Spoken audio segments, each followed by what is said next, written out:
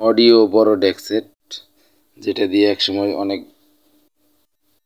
মানুষ গান শুনতো বা এটা জনপ্রিয় হিসেবে ছিল। অনেক মানুষ এটাতে গান শুনতে পছন্দ করত। সেটা এখন ঠিক করব, তাও আবার এটা মোবাইল থেকে বাজাতে পারবে সেরকম একটা সিস্টেমে।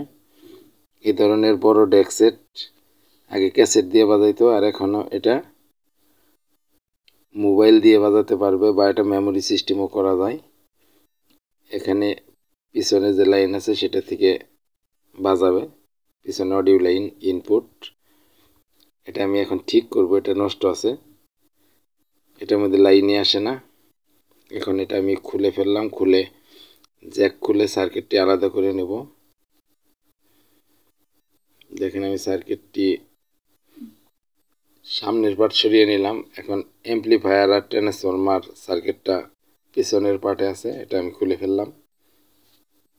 খুলে এটার দেখেন আমি এসি থেকে ভোল্টেজ মাপতে শুরু করব। এখানে মিটার এসি ভোল্টেজ দিয়ে কর্ড দিয়ে এসি ভোল্টেজ ঢুকছে কিনা আগে দেখলাম, তারপরে এখানে এসি কোন জায়গায় থেকে পার হয়েছে এখানে মাপতে মাপতে আমি এসি ট্রান্সফরমার ইনপুট পর্যন্ত মেপে দেখব। ট্রান্সফরমারের লাইন পর্যন্ত চলে গেছে, এখানে ভোল্টেজ আছে, ট্রান্সফরমার পর্যন্ত ভোল্টেজ। এরপর ট্রান্সফরমার পার হয়ে ডিসি ভোল্টেজ আছে কিনা চেক করব। আগে এটা ময়লা মুছে নিলাম। এখানে লুজ কালেকশনগুলো জ্বালাই করে দিতে হবে, যেখানে যেখানে লুজ আছে এগুলো জ্বালাই করতে হবে। দেখেন এখানে ভোল্টেজ চলে আসছে। এখন আমি ডিসি ভোল্টেজে চলে যাব। মিটার 250 ভোল্ট ডিসিতে রেখে এখন আমি ডিসি ভোল্টেজে চলে গেছি। এখানে খালি 50 ভোল্টের মিটার রাখছি।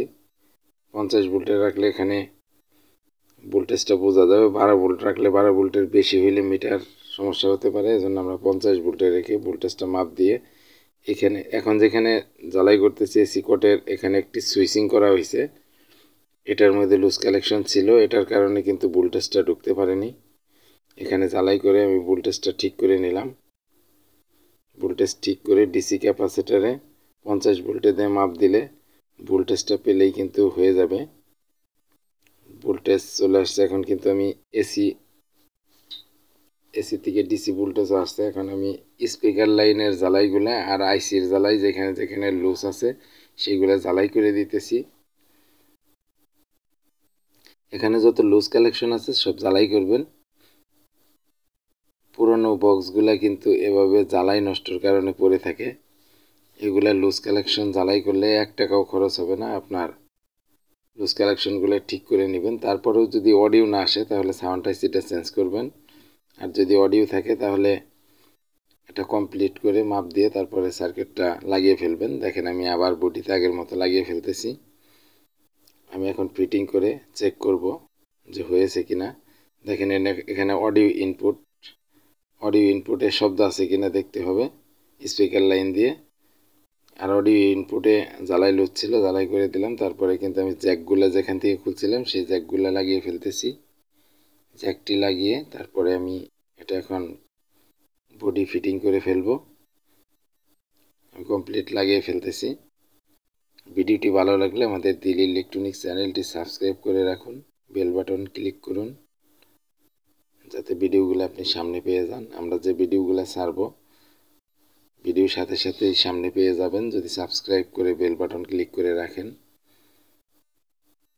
যদি আপনাদের এই ভিডিওগুলো কাজে লাগে তাহলে শেয়ার করে রাখবেন, পরবর্তীতে দেখে দেখে কাজ করতে পারবেন।